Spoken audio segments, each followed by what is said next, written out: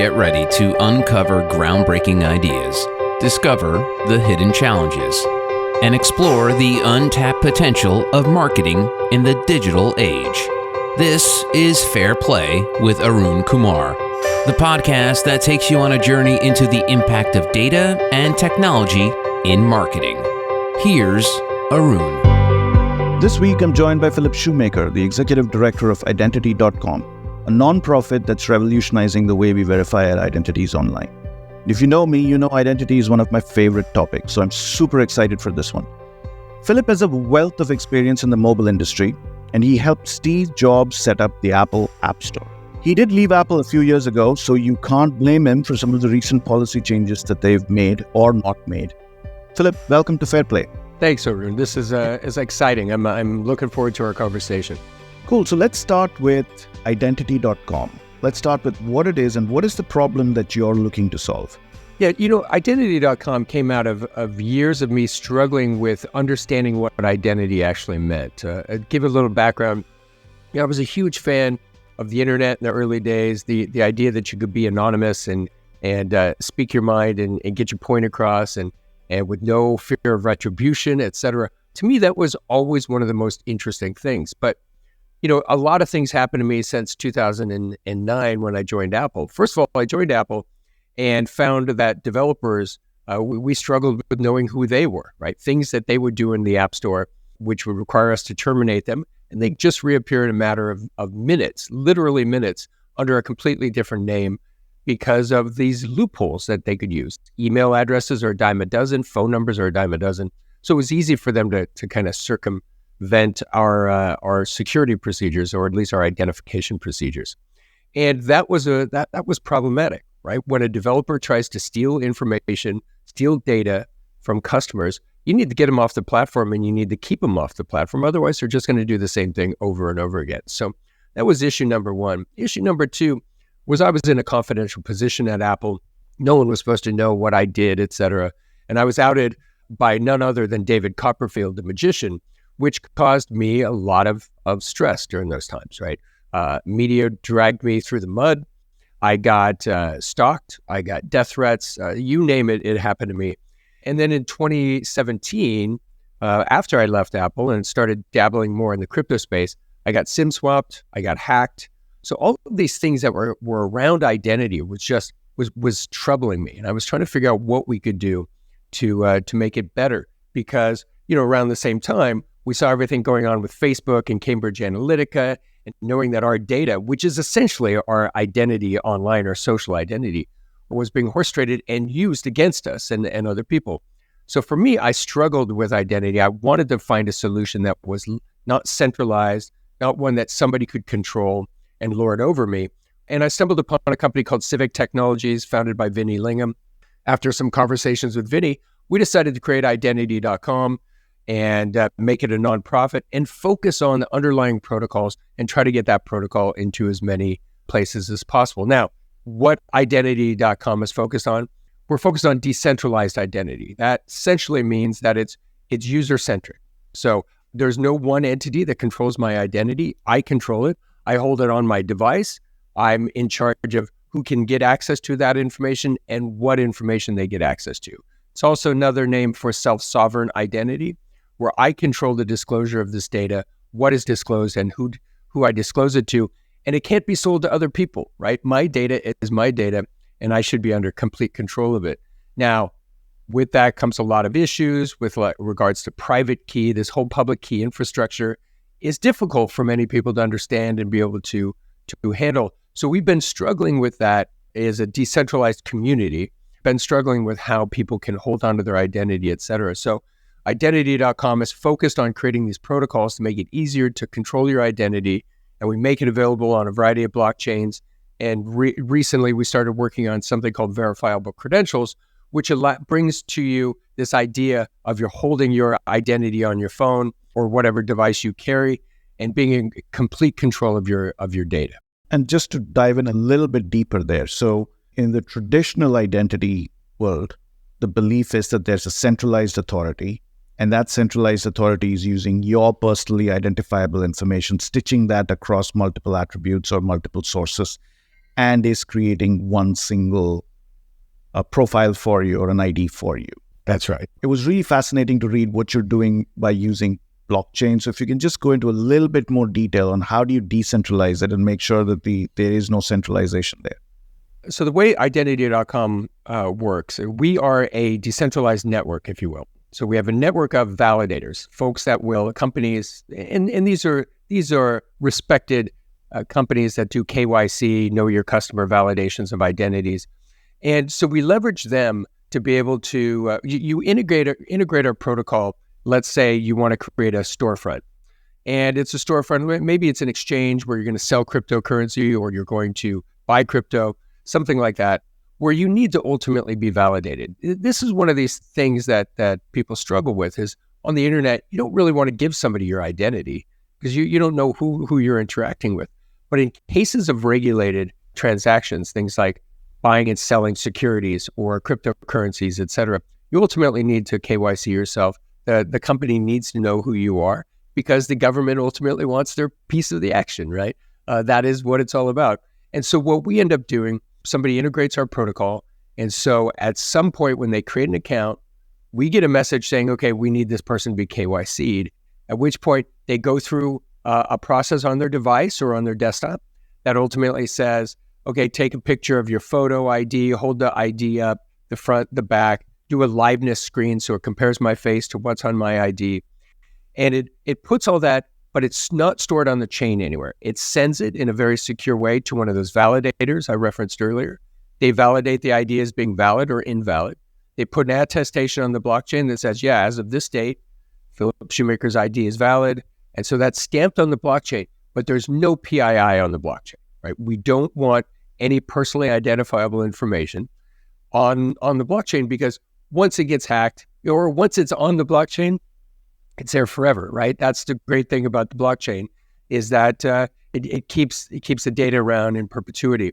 So what we do is we put that on your device, and then you control when somebody wants access to certain information, you scan a QR code, and ultimately it's given to them based on your response to the request. So, for example, a vending machine that dispenses beer is an interesting use case, one that we leverage. And you go to a vending machine, and without ever giving them your ID, et cetera, you can just enter your data and then do a face scan to prove that it's you holding the phone. So you can't hand this to a 12-year-old and have them get alcohol. And then you scan your face, and it's a communication that happens between the device and the vending machine, ultimately determines you're over 21 or whatever the drinking age is in your locale. And it determines that in a way without telling the vending machine my name. The vending machine doesn't get a picture of me.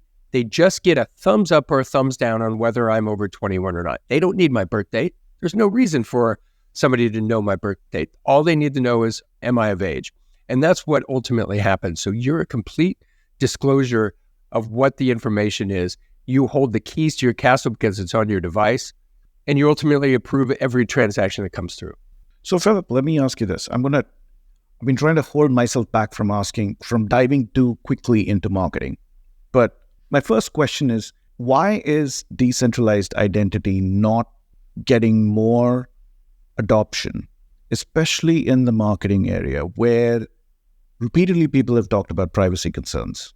This seems like a great solve for it. We've been talking about Web3 and blockchain for a long time. And yet, there isn't that adoption. The platforms aren't moving. And what's even more shocking is why aren't regulators who are coming up with these laws enabling many of these standards to become the de facto way by which people's data gets used? Why is that not taking off? Yeah, you're asking the question that every decentralized identity company is asking themselves and kicking themselves. Civic's been doing this since 2017, 2018, and they have yet to grab a lot of market share. But as we saw last year, a lot of money went into decentralized identity companies. There were a lot of VC action in this space, but I predict that by the end of next year, most of them are going to be gone. It's because there's no traction. And why isn't there traction? Well, there's two fundamental reasons. And the first one is that it's just more difficult. If you know anything about cryptocurrency, you get something called a wallet. The wallet, you know, if you lose your private key to that wallet, you're never going to get access to that money again. You can't decrypt it I mean, it is encrypted hardcore. There's no way for you to get that money back. So you have to hold on to these passphrases, these private keys. And what do you do with that? Do you hide it in a safe? Do you put it in a book somewhere?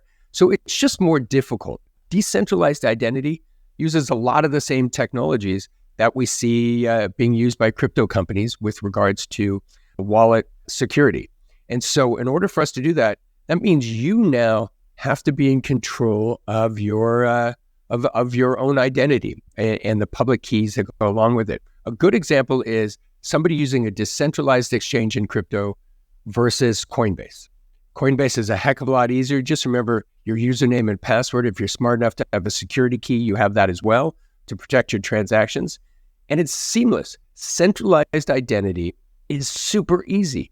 Think about login with Facebook, right? People use that to log on to all kinds of third-party websites without even thinking about it. What are they doing? They're sharing all their PII that Facebook has accumulated. You don't know what they're sharing with all those websites that you ultimately log into. So there's an issue with it. But look, the number one reason is centralized identity is much more seamless with regards to user experience, much more seamless. Now, that's issue number one. The thing that's going to break through is issue number two. People just don't care, right? I mean, I thought this was going to be a huge thing with Cambridge Analytica, et cetera, with them harvesting all of our data and doing whatever they want with it.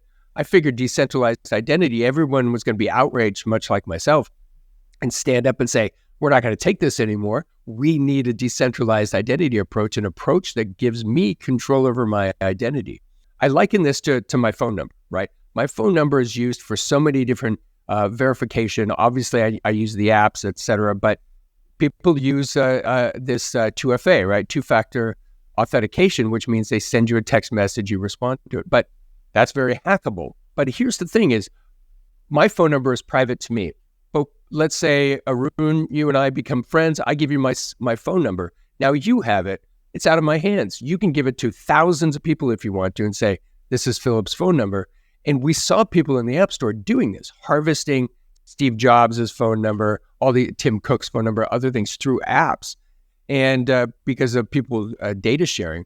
And it was just so problematic that once it's out, once the cat's out of the bag, it's out for good, unless you start changing things with your PII, information about me, my driver's license number, my passport number. Once that cat's out of the bag, it's out. And it's very difficult to change. So for me, people should be outraged and say, look, I don't want these companies trading on my information anymore. I want to be secure. I want to own this myself and control it myself. But we really have to make this process a lot more seamless.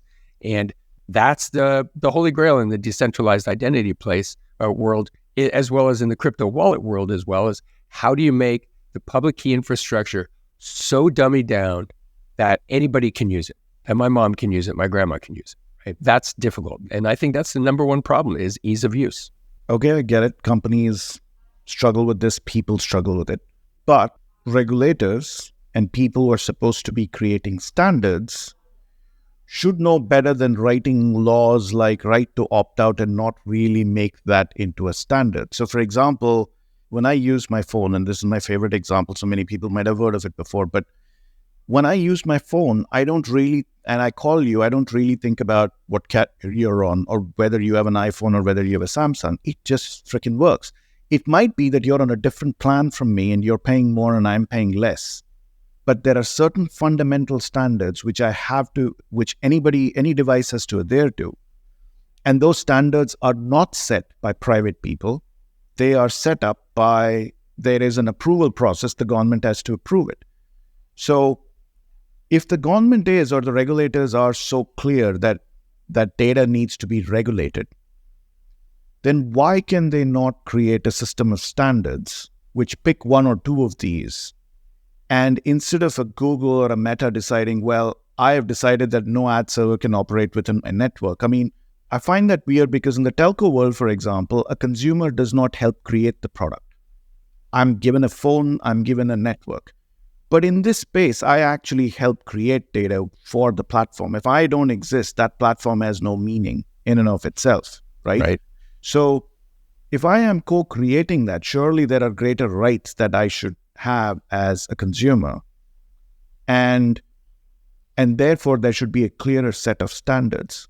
So has any regulatory body had conversations with you about how to take some of the approaches you championed and make them into bigger standards that everyone has to adhere to? Yeah, I think everything you bring up are very valid points, and I agree, right? Without standards, we wouldn't be able to have this conversation right now, right? The internet, TCP/IP, all of this are all based on standards, web standards, et cetera. And that's the reason that the internet has achieved so much. So let's look at some of the internet governing bodies, like the W3C, of which identity is a member. A W3C and the Decentralized Identity Foundations are groups that got banded together to create this standard called Decentralized Identifiers, DIDs, which we support. We're members of both of those organizations, and we believe that they are the future. Now, whether the future is next year, 5 years, 10 years, remains to be seen. But we do believe that these are standards. But just getting the DID standard approved by the W3C last year was very difficult. I'm not sure if you heard, but a few companies came down and said no. And these were the companies you'd expect, the Facebooks, the Apples, et cetera, the ones that want to centralize identity. They want to keep identities centralized because they have a little more power when they have that kind of control of your PII.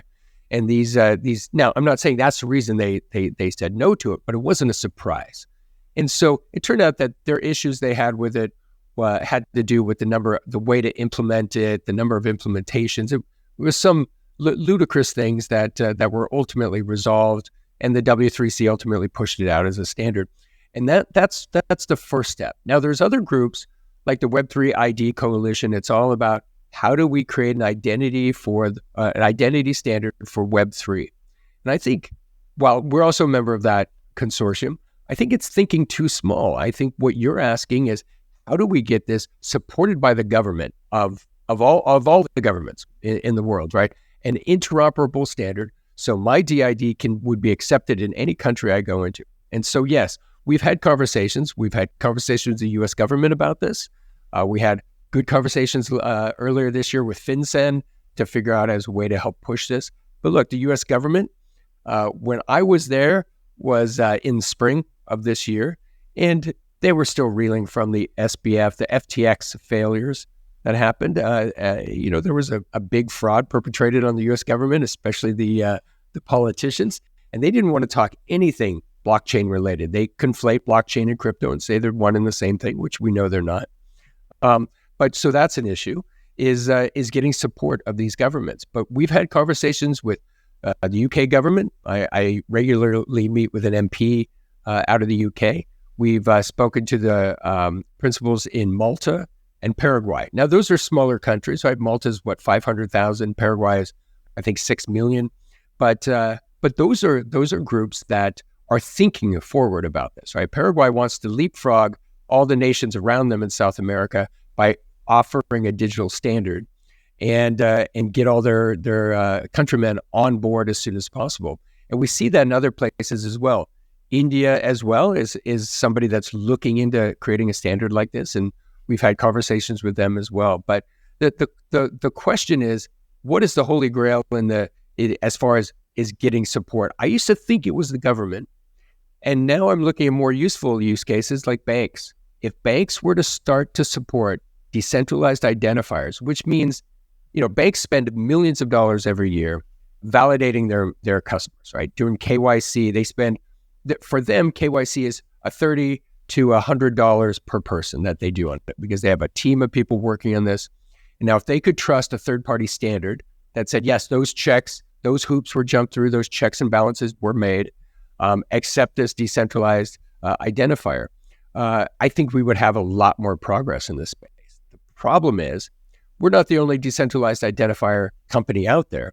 There are some so in order to get into our network to validate IDs, we do some audits. We make sure you're SOC 2 compliant. We want to make sure that you're handling the data properly, that you do delete it after you do a KYC, everything's encrypted, et cetera, et cetera. We have some hoops you have to jump through. And if you don't jump through those hoops, then we don't allow you into our network, right? It's one of those things that while we are permissionless from a user perspective, they can just come on board. As far as a validator is concerned, we need to make sure you're doing things right. Otherwise, if you're validating IDs that are clearly fraudulent IDs, the trust in my network completely erodes. And that's something we can't handle. But there are decentralized identity players out there that allow anyone to become a validator. I could go into my garage and become a validator and I'll approve everything. And that will just degrade the network. So that's stuff that, what are the standards on how do I know that this decentralized ID I'm accepting is through a reputable organization, was approved by a reputable organization, et cetera. So we need to come to an agreement on what that means and what reputation means. So that's one of the big hoops that we have and that governments are afraid of accepting, but especially banks. Banks are really worried about this. But again, the flip side of this is that banks and financial institutions have actually had laws governing some of this for the longest time. That's right. And I know that some of them are like some of the biggest buyers of centralized identity services because that's the way by which they can know their customer, etc. But you could almost argue that some of the methods by which we have credit reports, etc., could completely change if we were That's right. to use this. It almost seems like the analogy I'm thinking of is, imagine that suddenly we've learned how to fly, but there is no common air traffic control network. And so you're running your network where everything gets validated. You need to know whether the pilot has a license, etc. And then the other airport, they really don't care as long as you pay up. And then there's a third airport that says, unless the flight originated from one of my airports, I'm not going to give you permission to land. It just seems so bizarre that something as crucial as identity in a digital-first world is not being standardized, and that governments have actually not thought better about this. I agree. We focus a lot. Identity.com being on the blockchain, we interface a lot of people in the crypto space, but we are crypto adjacent. But the thing that drove me crazy these past few years in the crypto world is that these companies were not self-regulating. They were creating systems that were easily hackable, or they were commingling funds. I mean, just these really thoughtless experiments with our money. And I keep looking at this as people are saying, well, keep your money off an exchange, put it in a wallet, et cetera. And for me, I think money is important, but what's more important than money? It's my identity, right? That is what allows me to make money, is my identity. And that we're treating money, we're saying it should be stored and treated differently than we treat our own identity, like our identity is worthless. It just blows my mind. People just don't, when I say people, I mean governments as well. They just don't really care about securing our identity, at least not as much as they are about securing our money. Well said. And on that note, Philip, we'll take a break. But coming up in the second part of my talk with Phillip Shoemaker, the executive director of Identity.com, Philip shares some stories of his time working at Apple with the late, great Steve Jobs. The thing that we were all taught, that you were taught when Steve was around, when you joined Apple, was two things, is that you're no rock star. We have one and only one rock star at this company, so keep your mouth shut, right? Steve is the guy. This has been Fair Play with Arun Kumar. If you want to uncover the keys to using data wisely and fairly in an ever-changing world, go to arunckumar.com for more insights and resources. Fair Play is a production of Forbes Books.